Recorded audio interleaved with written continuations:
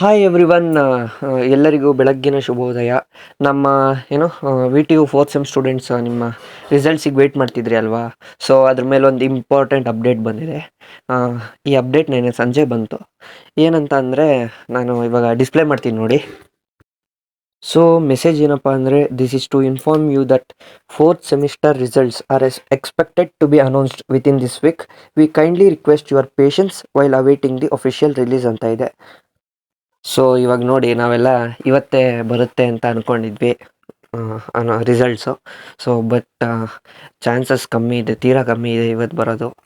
ಇವಾಗ within this week ಅಂತ ಹೇಳಿದಾರಲ್ವಾ, so next 3 ಡೇಸಲ್ಲಿ ಯಾವತ್ತಾರು ಅನೌನ್ಸ್ ಆಗ್ಬೋದು ರಿಸಲ್ಟ್. ಇವತ್ತು ಬಂದರೂ ಹೇಳೋಕ್ಕಾಗಲ್ಲ, but chances are very low. So ನೋಡೋಣ. ಇಂಪಾರ್ಟೆಂಟ್ ಅಪ್ಡೇಟ್ ಇತ್ತು. ಏನಂದರೆ, ನಂದು ಇದು ಸೆಕೆಂಡ್ನೇ ವಿಡಿಯೋ. ಸೊ ನನ್ನ ಫಸ್ಟ್ ವಿಡಿಯೋದಲ್ಲಿ ಸಬ್ಸ್ಕ್ರೈಬರ್ ಟಾರ್ಗೆಟ್ 10 ಇತ್ತು. ಸೊ ಇವಾಗ ಇದು ಸೆಕೆಂಡ್ನೇ ವಿಡಿಯೋ, ಬಟ್ ಫಸ್ಟ್ನೇ ವಿಡಿಯೋಗೆ 11 ಸಬ್ಸ್ಕ್ರೈಬರ್ಸ್ ಆಗಿದ್ದೀರಾ. Thank you so much.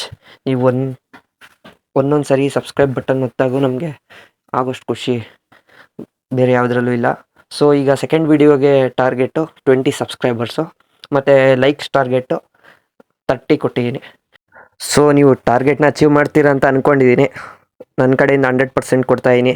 ನಿಮ್ಮ ಕಡೆಯಿಂದನೂ ಅದೇ ಕೆಲಸ ಮಾಡಿ. ಸೊ ಮೋಟಿವೇಶನ್ ಸಿಗ್ದಂಗೆ ಆಗುತ್ತೆ. So thank you guys. ಮತ್ತೆ ಸಿಗೋಣ.